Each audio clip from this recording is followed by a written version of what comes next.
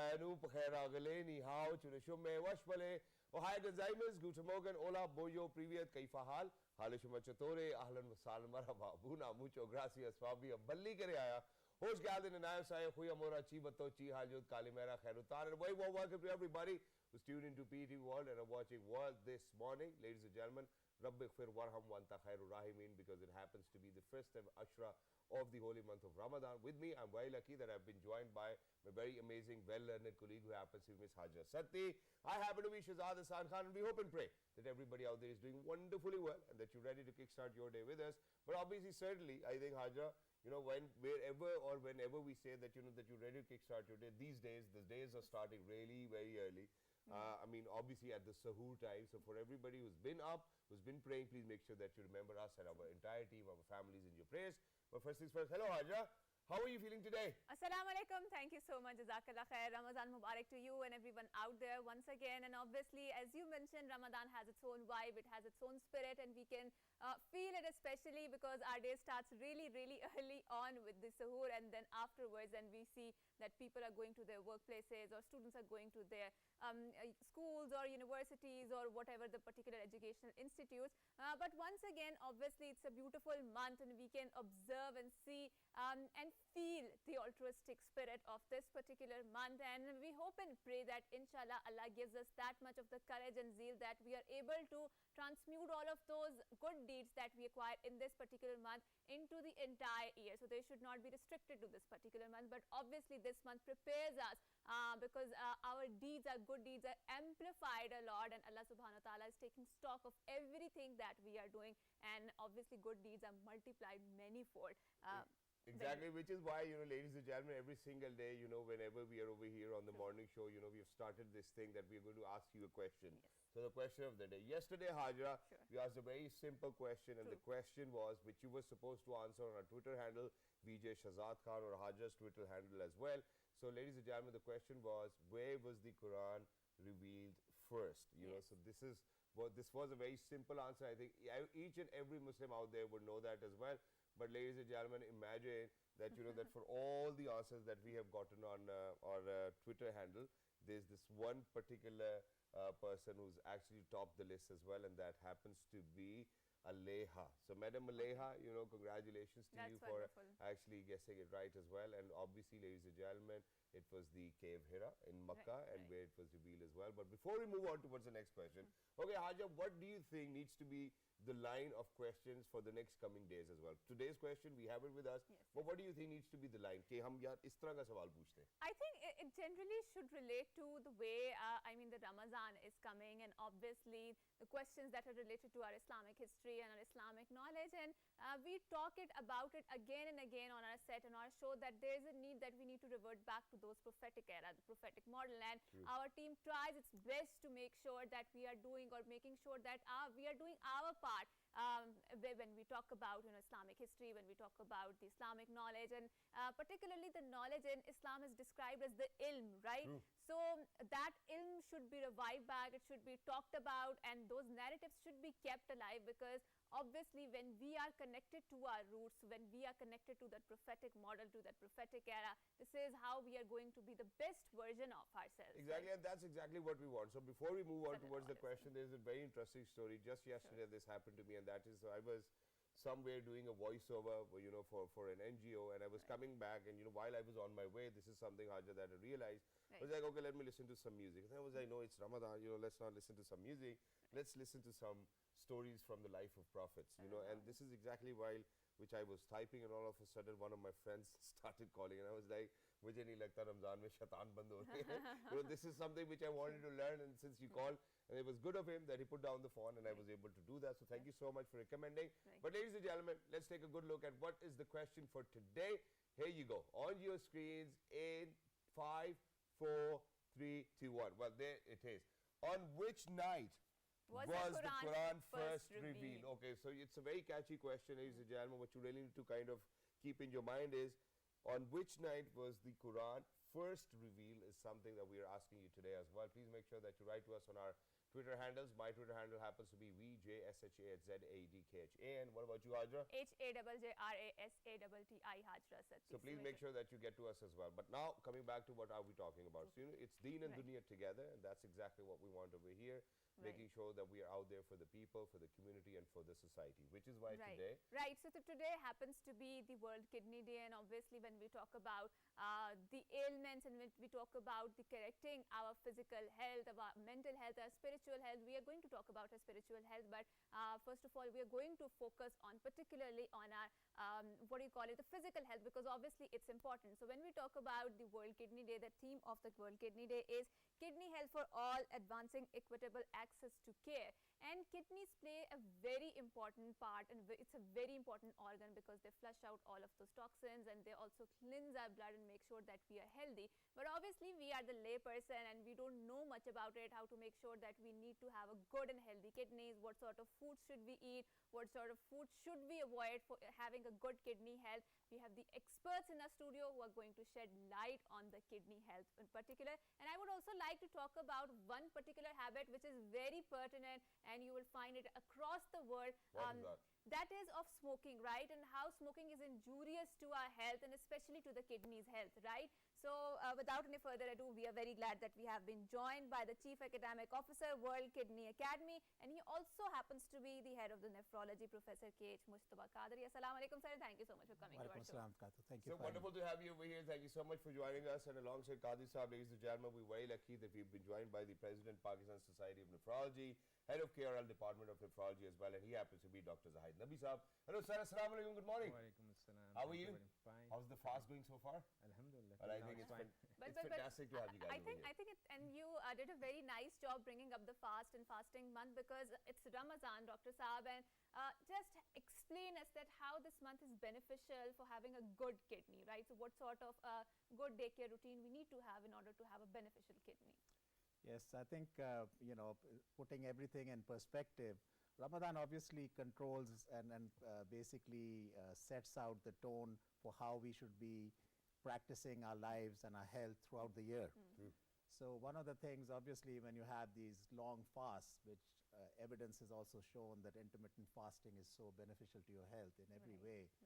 So your protein intake does not become in excess. Of course, we don't want to be overdoing it at iftar time or later on, but the protein intake, the salt intake can be in control, the water intake can be in control. So a lot of things that you regulate in Ramadan, I think if you practice throughout in the subsequent months, as even the Deen recommends Mondays and Thursdays fasting. So I think when you start doing those kind of intermittent fasting, outcomes in terms of kidney health can be very, very beneficial by delaying progression of kidney disease, by controlling blood pressure, and of course with bad dietary habits giving way to healthy habits, then subsequent kidney health is what a are given. bad dietary habits when we talk about kidney health? I guess I'm not the right person to talk about that. Maybe Zahid, you can Yeah, enlighten which us is why I on would that. want to move on to Dr. Zahid Sahab over here. So Dr. Zahid Sahab, obviously since it's Ramadan, to ask about how fasting can have an positive impact on our kidneys and our general health. That's particular. True. But let's speak about how important or what significance do you think that this day holds in the first place, and then we will come down towards what are the most common issues. Imagine that the statistics tell us that every year 25,000 more people actually kind of get onto dialysis, but the World Bank report says otherwise. It has to be somewhere around 75,000 to 80,000 people. So where are we in terms of kidney health as a country? Because the diabetes happens to be the number one disease, unfortunately, in the country. Yeah, I think the relevance of the day is very important because it's a global phenomenon now, chronic kidney disease, and the International Society of Nephrology and the International Federation of Kidney Foundations, they are celebrating this day, I think from 2006 onwards. Every year the second Thursday of the month of March is celebrated as World Kidney Day, and this is all over the world. It's not in Pakistan, it's everywhere. Yeah, it makes sense coming from the President Pakistan Society of Nephrology. I think it's great. The purpose is basically to create awareness, and that is the main purpose about kidney health. And that awareness will ultimately speak in terms of early screening, early detection of kidney disease, and the impact which it can have later on your life. So we are sitting here, it is just part of that we are trying to create that awareness. Qadri was saying something very good just a few minutes back, that because this program is in English. Rather, he was saying that can we talk in Urdu Sure, why not, for sir? a while? Where you think that Because, it's important, you can. because there are few things which probably, because the general concept is awareness, and awareness is lacking very badly in the poor socio-economic circle in our society or everywhere. So the basic purpose of the day is to create that awareness about the kidney health. So each year they have a different theme, as you have mentioned, the theme for this year, that kidney health for all, and the access to kidney care is available to everyone. That is the second question, and you will agree with me that that is not available even in the Western world as well. Some strata of the society probably they don't get that access to the kidney care. So the basic purpose is awareness. So as you said, in Pakistan, the problem is that the major population is now almost below poverty line. So here the problem is to thing is to survive. True. And then to think of something else, of kidney health or any other health. That's true. And are we providing those services where these people can have access to kidney health? The answer is big no. Okay. According to WHO, as you said, sir was mentioning that 75,000 people or more are just entering into the dialysis system every year. They say that only 10% of our population has access to dialysis. So just imagine. And then many people, they don't know that they have kidney disease. The other thing is that we don't have good kidney care doctors in the peripheries. The major junk, probably junk is in the major cities as well. So how we can make that access to all those people, that is again the theme of the Exactly, and we will come down to that question as well. Sorry, Haja, but just very quickly, because we are kind of getting the statistics as well, so I'll move on to Qadi Sahab. So Qadi Sahab, let's relate with it and let's talk about the most common kidney diseases or illnesses which we kind of come across over here in our country. Because if we are number one in diabetes, unfortunately, that leads to a lot of kidney issues itself. So let's talk about the most prevalent kidney-related issues so that we can move on towards the solutions later on. So if you're looking at the top 3 or 4, I think, if you look at diabetes, high blood pressure, hypertension, and then there's this category of chronic glomerulonephritis in the country, which is basically because we miss a lot of inflammatory conditions of the kidney earlier on, and they become chronic, and that should be detected early in primary care systems, in family medicine clinics, in GP clinics, in internal medicine clinics, and that is where the intervention needs to be targeted.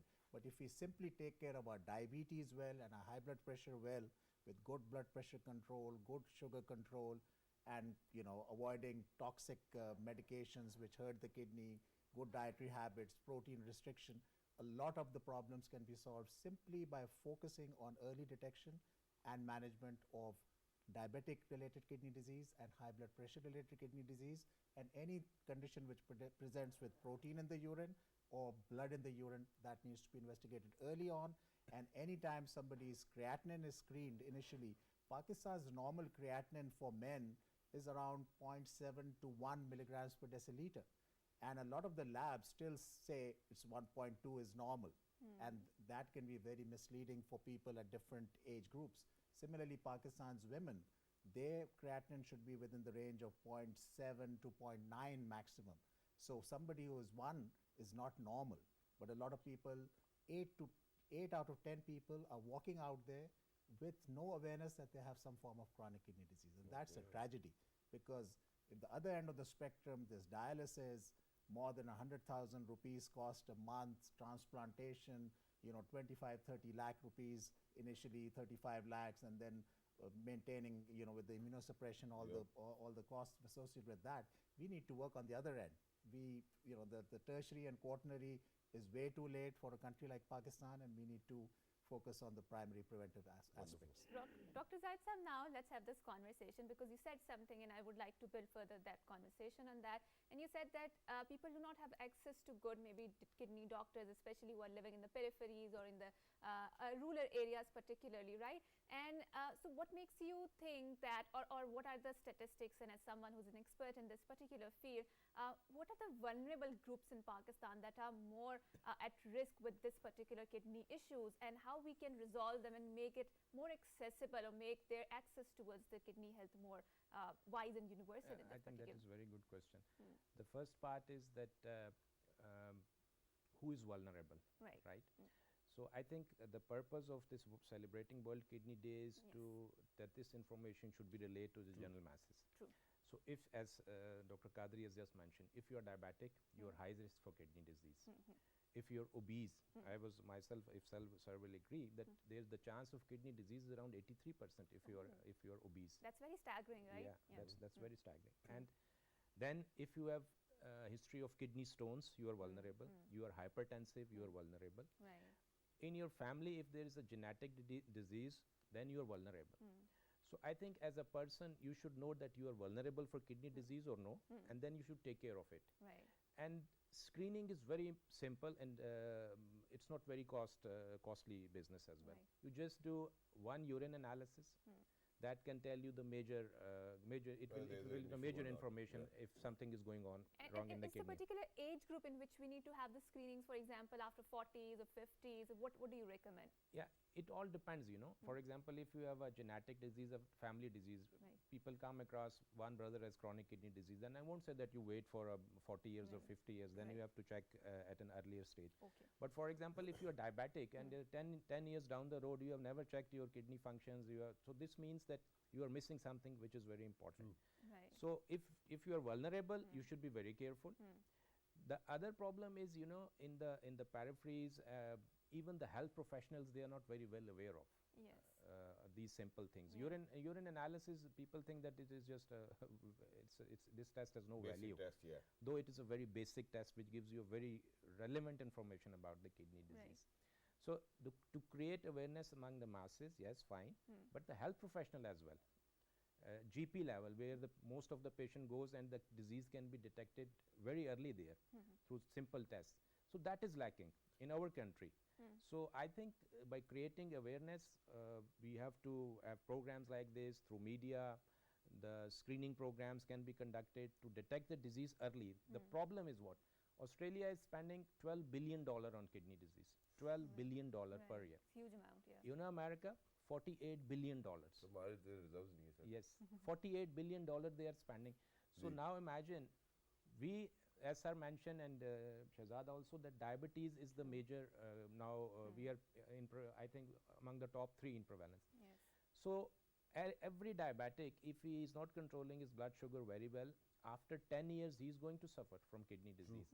So now imagine, in Pakistan, after 10 years, now if we are number 1 in diabetes, a volcano is going to erupt after 10 years. Yes, exactly. And sir, in addition to this, I think we keep on saying that as well, and I would love to say it in Urdu. जितने भी लोग देख रहे हैं, जब आज हम गुर्दा कहते हैं शायद किडनी को, I think गुर्दे का आलमी दिन जब आज हम मना रहे हैं, मेरा ख्याल है, तो एक चीज़ जो मैं सबके सामने रखना चाहता हूँ वो ये कि डॉक्टर साहब ने भी यही बात की है, हम बेशक 12 अरब डॉलर 48 अरब डॉलर नहीं खर्च कर सकते किडनी हेल्थ के लिए एज अ गवर्नमेंट, या हमारी हुकूमत जो है वो नहीं खर्च कर सकती. हमें इसमें एक चीज़ लेकिन हम कर सकते हैं, वो चीज़ ये है कि हम 500 या 600 रुपए का जाके यूरिन टेस्ट करा सकते हैं और उसकी किसी को कोई दिक्कत नहीं होगी. और खुदा ना खास्ता अगर किसी भी किस्म की उसमें डिटेक्शन होगी या डॉक्टर साहब को लगेगा कि आपको कोई दवाई ले लेनी चाहिए, तो आप एक बड़े इलाज से, बड़े मौलजे से, बड़े खर्चे से भी बच जाएंगे. मेरा ख्याल है this is a message. Prevention is better than cure, right? We need to go out there. Ab sir, you know, let's talk about, you know, the kind of habits we have over here in our country. Unfortunately, you know, the food that we consume at times is substandard. You know, there's a lot of forgery going on. There's a lot of mixing in the material. You know, somebody will tell you you're eating a goat. You know, you never know what you're eating. You know, unfortunately, True, you know, this is the plight of affairs over here. You know, and we certainly would request the government as well to please make sure people who are responsible to check all of these things are there out there as well. Very quickly, you know, so imagine that, you know, for example, I go to the gym, there's a lot of protein consumption, there are a lot of protein boxes which comes in every day. You know, there are a lot of illnesses, you know, which we see every single day, may it be cardiovascular, may it be your liver, may it be your kidney. Unfortunately, you know, we live in a country where you're prone to or vulnerable to getting at least 1 or 2 diseases in your lifetime. You know, this is one thing. Because of, you know, how our lives are or how our lifestyle is or the kind of economy or the financial issues we have in the country. How do you think that anyone out there can actually protect themselves by having this sort of a food or dietary regime which will help them be a better person, number 1. Number 2, I was in United Kingdom at that moment of time, and I was driving with my brother-in-law and was drinking a lot of water.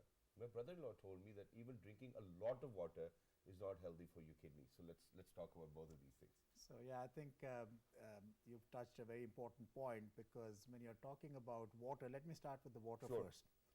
So the fluid intake, obviously, people drink to their thirst. So there are certain receptors in the body which get activated when your osmolality in the blood increases and you feel thirsty. But if you overdo that, beyond that, so people can actually dilute some of the electrolytes down. Okay. And especially when you have any form of chronic kidney disease, the ability to get rid of water is also impaired. And so the urine, does not really concentrate well. You have a fixed concentrating defect we talk about in the urine. So all that water that one takes, then that accumulates. And that accumulates, it drives down your concentration of sodium. People have headaches. People have other manifestation of confusion, things like that. But in addition to that, salt and water, they go hand in hand. So those who take excess salt, so most of the kidney diseases result in retention of salt. And those are the people who get high blood pressure, and then they drink more, and then they get edema or swelling of the feet. Fluid can go into the lungs. So you have to be very careful when you have chronic kidney disease. But there are some people who have a specific kind of kidney disease, the interstitial diseases, which are different variety, where you lose salt. Those are the people who should not be restricting salt, and they are encouraged to take normal salt intake. But regardless, whenever you have chronic kidney disease, evidence has shown that if you drink less than 1 liter a day or more than 1.5 liters a day, these people, even the progression of chronic kidney disease is accelerated. Okay. So the misconception is, So how much do we need to drink? So I mean, like, This you is figure totally out, based I on mean, the like, so thirst? if you have normal renal function, so you drink according to your thirst. Okay. That is important. And you drink according to the environmental temperature. Okay. So you drink according to your activities. So, basically one says urine output in a day plus 500 cc, you should be drinking. So in a Ramadan, what do you recommend? Ramadan mein obviously, when you're making up in the evening and to the morning, another 1.5, 2 liters. 2 liters is very reasonable. So of fluid. Yeah, so ladies and gentlemen, please make sure that you bear this in your mind, that even drinking too much water is not really healthy for you. Very quickly, sir, because we are only left with last 5 minutes, I need to touch upon a taboo or stigma over here in our country. Right. It's prevalent, and I saw it myself and it was probably a month ago. So one of my friend's father, was actually suffering from a kidney illness. The doctor said that you really need dialysis first, and obviously dialysis won't help you. Later in the stages, you certainly need to move towards kidney transplant. Fortunately or unfortunately, I don't think, because the children were looking for opportunities to get the kidney from somewhere out there as well, from a donor, because the hospitals, whichever hospital they went to, they said that if it's not a family member, you cannot get a transplant done from any other person.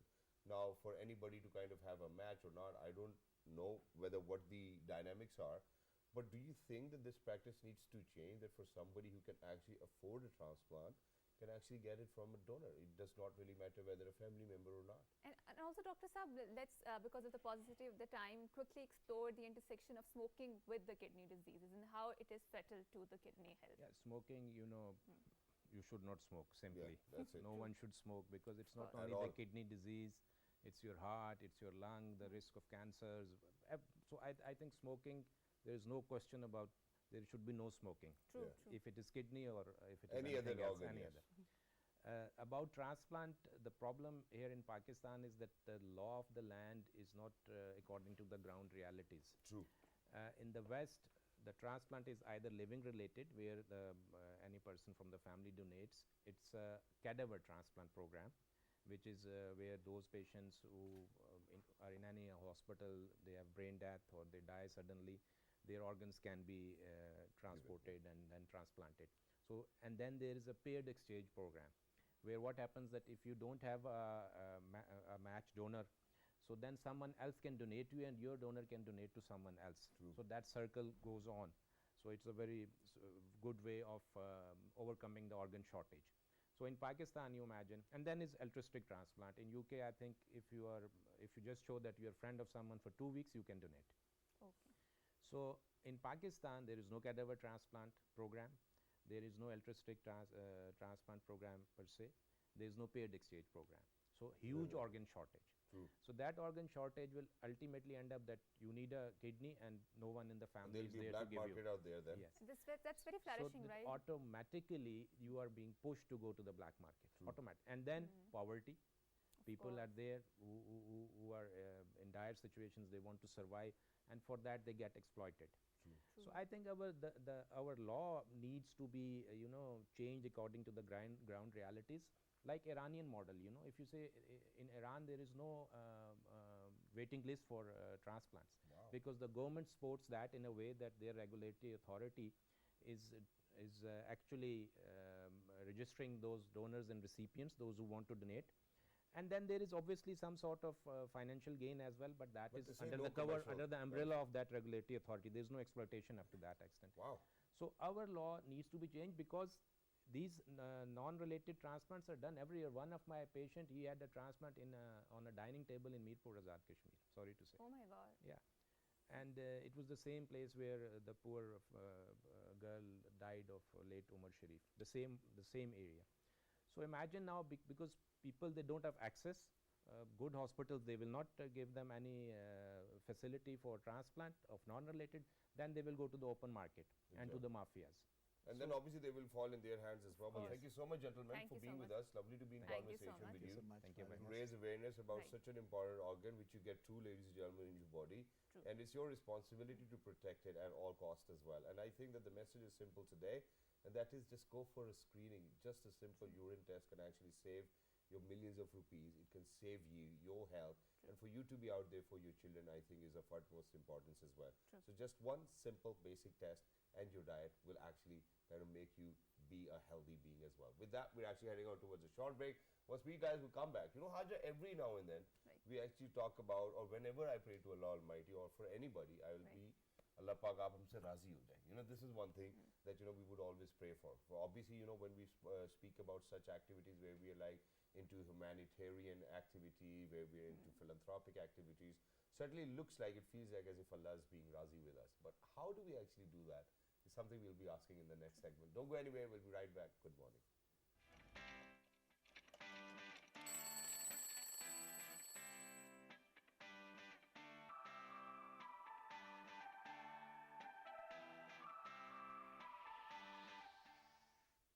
Welcome back, and obviously, like we alluded to in the first segment and in the starting of the health as a one concept. So, and Shahzad is also, I think, made a very fertile ground for exactly what do we mean when we talk about our spiritual health. And he talked about that how we can make sure that Allah is razi from us, and how we can have that sort of thing within us, or contentment within us, that obviously Allah is looking after us. He loves us more than 70 times our mother. But how can we make sure that we are on his path? And I think I would also like to touch upon the concept of marifat in Islam, because it is closely linked to the raza of Allah, and how we can develop the marifat, especially in the very distressed times, in the very troubling times, where we see that there is oppression going on everywhere across the world. We see Muslims are under the oppression, and it's not just the Muslims. I think the marginalized communities are oppressed, because the system is not the system that is the system of the haq, right? And we want to touch down upon them, and how we can build ourselves to be better Muslims, better ummati, and better moment. Exactly, which is why, where the concept of Allah being razi with us needs to be out there for each and every Muslim. And not that you really, kind of stop looking forward to Allah's mercy. That's not what we were discussing. But imagine, if Allah is razi with you, this is something which I read and I would want to share it with our audiences. And that is that Allah actually will call Hazrat Jibreel alayhi salam, will be like that, I'm razi with this particular person on planet Earth. And then Hazrat Jibreel alayhi salam will go to other angels as well and share that with them. Right. And then eventually it will spread all around, us as well, that each and every being of Allah would actually know. So maybe the flora, fauna, everybody, everything will know that Allah is razi with this one particular gentleman, and everything will start to work for you. But how do we get to that point where Allah is razi with us? What do we have to do in order to make sure that Allah is razi with us?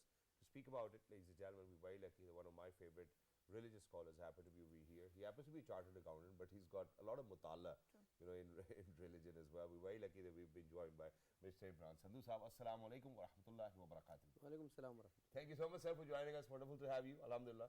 And so the question is simple. I think the only thing we need to say to you is, let's get started, please. So, you want me to talk about the rada of Allah subhanahu wa ta'ala. True. So, with the Sahaba of Rasulullah sallallahu alaihi wasallam, we always, we always write at the end, or speak at the end, radiyallahu anhum wa radu an. So, this is from the ayah of Quran. radiyallahu anhum wa radu an dhalika liman khashiya rabbah. So Allah says that if you want me, I became pleased with them, and they became pleased with us. So the first thing that you want to feel in your heart, are you really content? Are you really pleased with Allah? And if the answer is in yes, you don't have many issues in your heart, the shikwa and all those things, so this means Allah is razi with you. Right, right. So this is the first litmus test. The second thing is, Allah has also given in this ayah an indication, the reason. ذَلِكَ لِمَنْ خَشِيَ رَبَّهُ. In Urdu we use the word khashiyat. Khashiyat is a feeling of heart, where you tend to feel the presence of Allah subhanahu wa ta'ala all the time. Right, right. A connection with the higher self. Yes, a connection with the heart. And Allah says, I am nearer to the jugular vein True, true. of a human being. So this is the highest place where a normal human being can reach. It is maqam ar-rida, Right. where he doesn't feel any pain or agony as agony. True. One of very great teachers of ours, he had a very high fever, and he was just burning in fever, and sweating and burning. So our teacher, Justice Taqi Usmani Sahab, Damat Barakatuhum, he narrates that his father went to his friend, and he was also a scholar, and he said that, how are you, I think you've got fever. He said that, Alhamdulillah, my eyes are good, my taste is good, my body is good, my qalb is good, everything is working perfectly, but only a little bit of fever. Right, right. So the feeling of tashakkur, or the feeling of thankfulness, gratitude towards Allah, is one of the great elements of the road to Rada. But it doesn't, normally it's the gift of Allah, whosoever gets that gift. But the path to the Rada of Allah, or the pleasure of Allah, is just like you are traveling on a train. But Sindhu Sahib, you mentioned a very important point here, and you said that it's a gift of Allah, right? So now let's talk about the concept of marifat in Islam, right? And how do we develop a marifat, especially in these distressing times when we see that there's oppression going on everywhere around the world. So you see what is happening in Gaza. I mean, a mother she just gave the birth, and she was made to walk because that area was under the attack. And then there were people on which the Israeli army is, putting on their tanks and whatever they're doing, right? And then we see what is happening in, Indian illegally occupied Jammu and Kashmir. So how do we access that undying hope that yes, there is going to be retribution for this, and Allah is looking after ourselves? And how do we develop that marifat? And do you believe that it's a gift that Allah bestows on the people that He chooses, or we do have our hand in particularly accessing that marifat? So we are connecting what is happening in Kashmir with And the how to Muslims have of that Kashmir. contentment that, okay, Allah's with What us. has because happened in Afghanistan, what has happened in Libya, True. what has happened in Iraq, what has happened in Palestine now. It is happening and happening and happening, and the Muslim world seems to be under the weather for such a long time, like since the last 30 years, since we have started to understand how the world is. But I have seen these Palestinians, an attribute that I have seen in no other nation. True. And we find that in prophetic era, right? Yes. Yes. They have not even said a word of thanklessness True. in these dire conditions. Exactly. I've even seen a father, who has actually lost his This entire is- family, and he kept on saying, Shukr, Even alhamdulillah, Shukr, alhamdulillah." Hitler did not crucify or put the children into the into this position. Concentration What camps. what Israel has done. True. So Without a doubt. this actually tells us how content they are with these dire conditions. Even the Christian world has There's no food, there's no water, there's bombing. Christian world, even Starvation. practicing Jews have started to refute from it. True. This Zionism, how this Zionism is it has crossed all the limits. True. But but I think this is a beginning of an end. And so Quran actually speaks about a group of people who will till the end of this Yes, world yes. will always be fighting for in the name of Allah Almighty, and it certainly looks like that. It feels like the these are prophecy is coming true, exactly right? these Yeah. are the people of Palestine for that matter as well. But sir, in addition to this, where we're talking about the Raza of Allah, and for us to kind of speak about all of those issues which are prevalent within our world as well, and I think that that's our responsibility. That's one way of doing things. There was this concept of Ruhe Nisma and Ruhe Natika. So I think that's the conversation that we had. So I always remember the conversations that we've had with you. True. Which Ruh is responsible to have that bond with Allah Almighty, to know Allah is Razi with us? This is a very interesting discussion that you have put forward. When Prophet was asked by the Jews, the then Jews, and they asked him a question as he would not know. He would only be able to answer this question if he was a true prophet, and he was a true prophet. So then Allah revealed an ayah on him, in that they asked, what is ruh? And Allah said, it is amr of Rabb. Amr of Rabb. It's the order, or it is the action of Allah subhanahu wa ta'ala, the ruh. So the ruh that we have in the soul that we have in our body, it travels when we sleep, it travels To outwards, Allah, yes. Yes. but not whole of it. It is just like half of the death. So so the ruh, but we still are alive. So the ruh that keeps us alive when the other ruh, the core of that ruh has gone to the next to alam mithal or alam royat, and it has gone to the next to a place where Allah knows the best where it is. So this ruh is the ruh that remains, that keeps us alive, is ruh nasma. Okay. And this is common for all the animals as well. True. Every animal has Every living that. being. Every living thing would have that ruh and nasma, but not all the all the living things would have ruh natika. Natika. It is only human beings. Right. So by nature, human being is made up of a ruh, a natika, ruh nasma, two parts of the ruh, one that remains in the body, and it is like steam. True. That it is like energy. But this ruh and natika is called ruh and natika because it has an ability to speak to the Creator, to speak to Allah subhanahu wa ta'ala. And nutq is from, so I've read this thing in a book written by Shah Waliullah, Hujjatullah al-Baligha, and all this comes from hadith.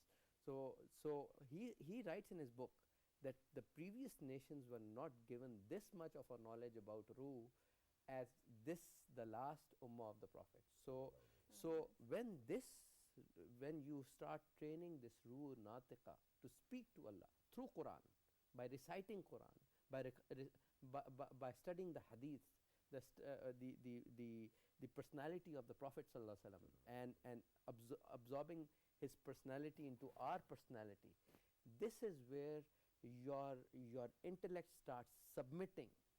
The shaitan starts submitting. You were talking about that shaitan has been enslaved or chained in the month of Ramadan. Yes, it has been chained, but the nafs is still there.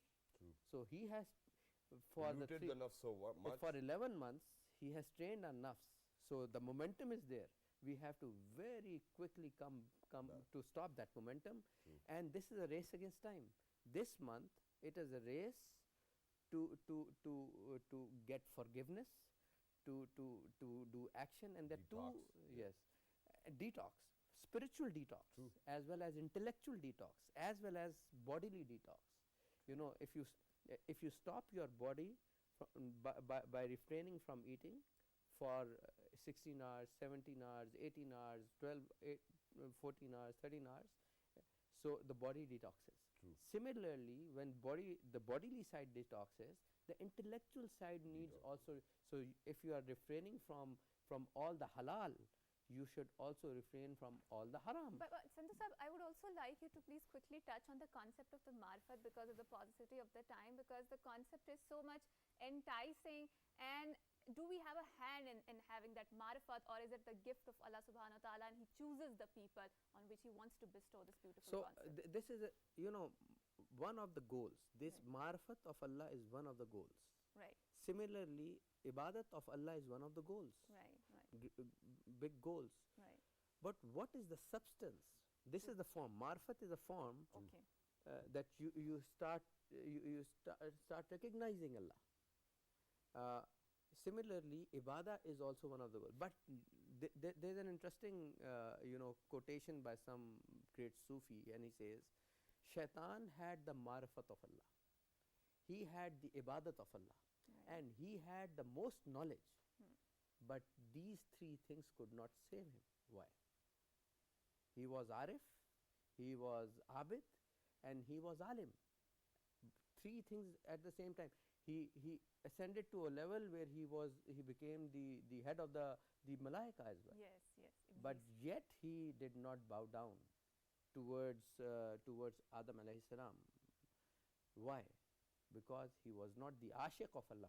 So ulama say that there were three small ains: ashiq, arif, and alim. But the big ain, ashiq, that was absent. Yeah. So the true marfat will come to you when you are in extreme love with Allah subhanahu wa ta'ala. Exactly. And thank you so much. That will certainly get you the Raza of Allah Almighty as well, alhamdulillah, and we all pray for that. But thank you so Ameen. much, Sandhu Sahib, for Thank being you with so us. much. Lovely to be in conversation with you. And for everybody who's out there, ladies and gentlemen, I want you to kind of understand, because Prophet Muhammad sallallahu alaihi wasallam in one of his ahadith has said that even I'm going to go to heaven because of the rahmah of Allah. You know, so this is something which everybody needs to understand, that until and unless Allah is Rahim and Kareem for you, you know, there's no way that we're going to get to the heavens. You know, so I think if your goal, because this is something which I learned very early on in my life, that, you know, rather than looking at an objective that you want to go to heaven and making sure that you are going to mend your ways can be one way of spending life. But imagine that doing it out of love for what Allah actually keeps on doing for you is something which will eventually, I think, get you to that goal as well. So, I mean, there can be a lot of difference of opinion, but do it out of love. You know, just like how you love your mother for doing so much for you, for your brother, for your father, sisters, colleagues, that, oh, you know, they have taken out time, they come for you, they pamper you, they sit down with you. True. Imagine Allah has been doing it ever since you were born. So why not? You know, love Allah and love His Prophet sallallahu alaihi Sallallahu alaihi wasallam. Please make sure that you're always on the right path as well. Until next time, look after yourselves. It's a good morning. Good morning. Thank you. Thank Thank you you. so much, sir. आज जज्बाती कर दिया आपने बहुत अच्छा सवाल